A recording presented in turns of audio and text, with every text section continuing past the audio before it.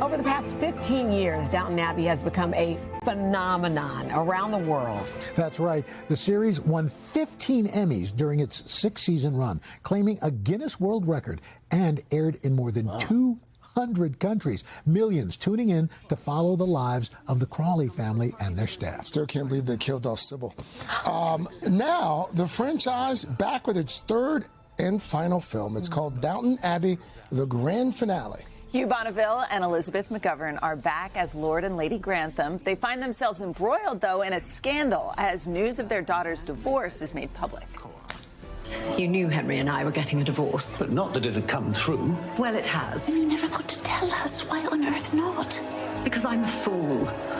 And I suppose I thought I could have one last night before the sky fell in. Of course, it's all ludicrous. Ludicrous or not, it's time for me to leave, and with little fuss as possible. Then we're coming with you. Don't try and talk me out of it. Papa, you know perfectly well you can't leave before the prince and princess. Go back up and come home when they've left. I mean it. What will you do?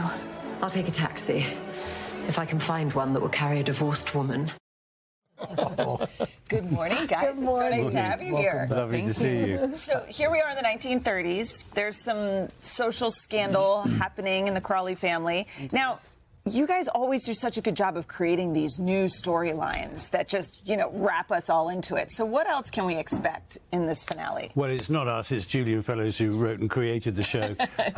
What else do we have in store? Well, really, it's about handing on the baton to the next generation, both upstairs and down, and that's really the thrust of the story. And it's The wheels of change. Yeah, which are always whirring slowly and at glacial pace. But this really is a love letter to the people who followed our show for the last 15 years. It's a fond farewell, and I advise you to take hankies. I think there's a lot of interesting stuff about the kind of opening up of the hierarchy as well, where the upper butler writes screenplay and experiences success, and then there's a kind of a poisoned experience that comes with that, and so there's a lot of really interesting things interwoven, and every character has a little important, interesting thing. I think that's what makes it special. 15 years of your lives.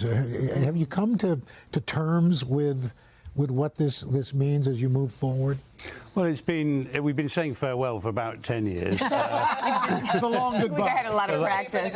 It's like a tour. It's a exactly, it's a share or Elton John tour. It's amazing. It's more like when we're back again on the set, that embarrassing of, oh, here we are again. Yeah. But this really is it. I mean, the castle has always been the central character. That remains. That will carry on. But it's time for these characters to go. Have you guys seen the final film? Yeah. We had the premiere in New York last night. Yeah, it was lovely. How do you feel about it?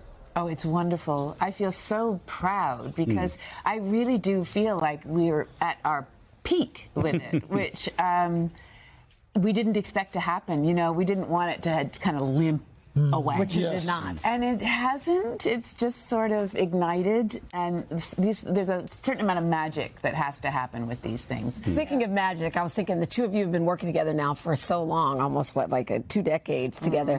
Do you have any mutual highlights, or is it one that you hold dear? I think it's our dancing We prowess. love to dance. Yes. Talk to us about that. Well, in all the sequences, in the ballroom sequences, we get very competitive with all the other couples. Really? And we really sort of try and schmooze Diana, who's our choreographer, and insist that we get the gold star. But we place ourselves as the judge of the dance, so we can generally give ourselves. Yeah, we call each other gold. But what you don't know is every time we go around a turn, I'm yelling in Hugh's ear, turn! They cut that out of the film. One of the best parts of watching, and I watched from the very beginning, the costumes, so detailed, so authentic. In fact, I think we've got a few here in the studio from the final film, and I understand that these were involved in some of the biggest shoots that you ever had to do?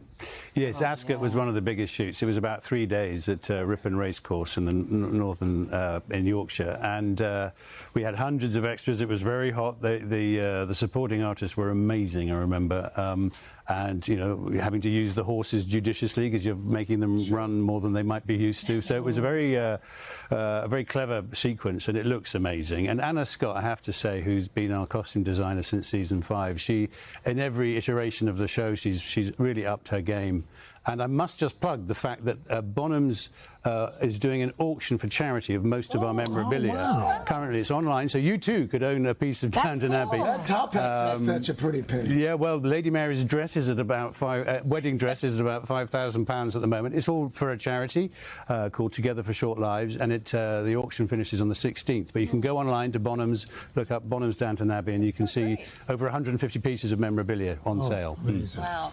Congratulations. Yeah, we are so excited for this finale. Guys, thanks so much for being here. Thank you. Having us. And Downton Abbey, the grand finale, the official grand finale from our sister company Focus Features will be in theaters on Friday. Or is it? Hey, thanks for watching. And don't forget, you can catch the Today Show every morning on NBC or take Today when you're on the go. Just follow the Today podcast on Apple Podcasts, Spotify, or wherever you listen.